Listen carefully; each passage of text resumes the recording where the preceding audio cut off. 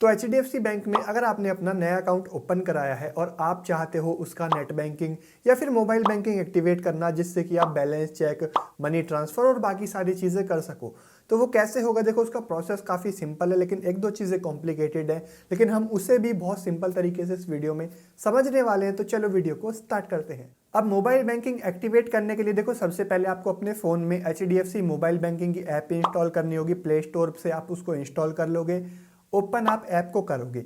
Open करने के बाद देखो, वो आपसे लोकेशन ऑन करने के लिए बोले या परमिशन आपसे किसी चीज़ के लिए, तो वो यहाँ पे आपको देनी पड़ेगी। सबसे पहले आपको कंटिन्यू का ऑप्शन आएगा, आप कंटिन्यू कर देंगे।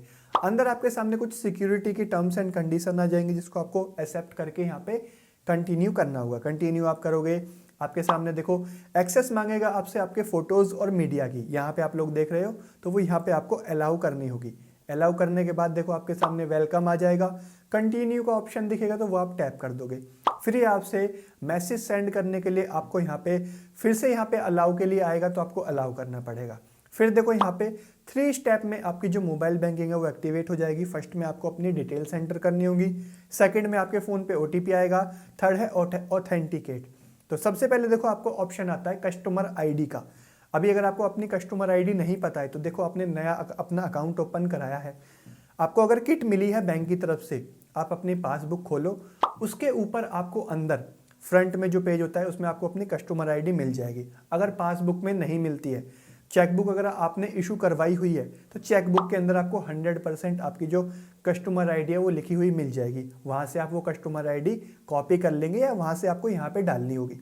इन केस अगर वहाँ पे भी आपको नहीं मिलती है, तो आपको किट के साथ में, जिसमें आपको डेबिट कार्ड मिलता है, पासबुक और चेकबुक मिलती है किट के अंदर, वहाँ पे आपको 2 पेजेस भी मिलते हैं। एक में डेबिट कार्ड की डिटेल होती है, दूसरे में यहाँ पे आपकी नेट बैंकिंग की डिटेल्स होती हैं। आपको कस्टमर ID और पासवर्ड मिल जाएगा। वहाँ से आप वो कस्टमर ID जो है वो कॉपी कर सकते हो, या वहाँ से आप कस्टमर ID देख के यहाँ पे वो डाल दोगे।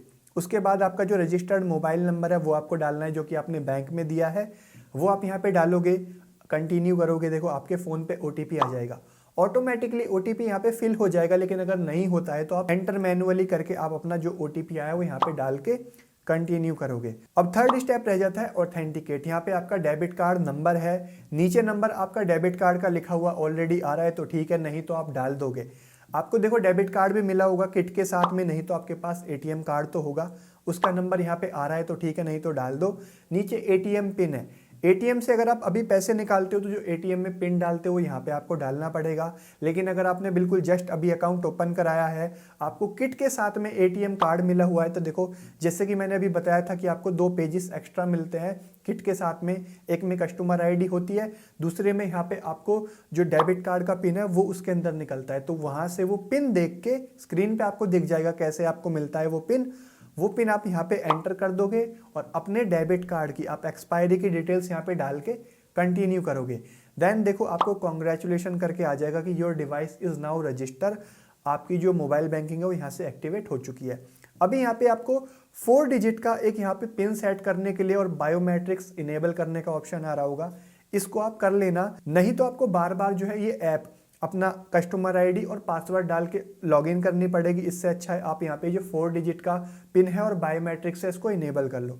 इस पर आप टैप करके जाओगे तो आपको कोई भी 4 डिजिट का, जैसे कि 5460 ऐसे कोई भी करके आप 4 डिजिट का पिन यहाँ पे सेट कर लो।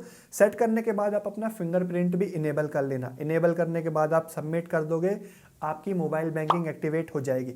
एक्टिवेट होने के बाद आप जब ऐप को क्लोज करके वापस से उसको रीओपन करोगे, देखो अंदर आपको बायोमेट्रिक्स जैसे कि फिंगरप्रिंट का ऑप्शन आएगा कि चाहो तो आप फिंगरप्रिंट अपना आपके फ़ोन में है तो फिंगरप्रिंट से ऐप को लॉगिन कर लो, नहीं तो आपने जो 4 डिजिट का पिन बनाया है उसे डाल के लॉगिन कर लो।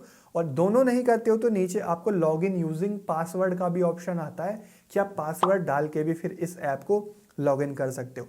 आपने जैसे कि मैंने अभी आपको बताया कि आप अपना फिंगरप्रिंट इनेबल कर लेना, फिंगरप्रिंट से ही आप बार बार इस वाली ऐप को फिर यहाँ पे लॉगिन कर सकते हो। लॉगिन करने के बाद अंदर आपको सारी चीजें मिल जाएंगी। सबसे ऊपर आपको आपके अकाउंट का बैलेंस दिख जाएगा, नीचे bill payment, money transfer, scan and पे, रिचार्ज, UPI, बहुत सारे ऑप्शन आपको मिलते हैं। आप अपनी स्टेटमेंट सारी चीजें यहीं से देख सकते हैं और आपको जो करना है वो अपने अकॉर्डिंग कर सकते हैं। इस तरीके से आपकी जो मोबाइल बैंकिंग है वो एक्टिवेट हो जाएगी। सिंपल सा ये वीडियो था, अच्छा लगा हो तो लाइक ज़रूर कर देना। चैनल पे नए हो तो सब्सक्राइब करके बेल आइकन प्रेस कर लेना इस तरह के और वीडियोस देखने के लिए। और आप चाहो तो मुझे इंस्टाग्राम पे भी फॉलो कर सकते हो, उसका लिंक आपको नीचे डिस्क्रिप्शन में मिल जाएगा। मैं मिलता हूँ आपसे एक नई वीडियो में, तब तक के लिए थैंक यू, बाय बाय।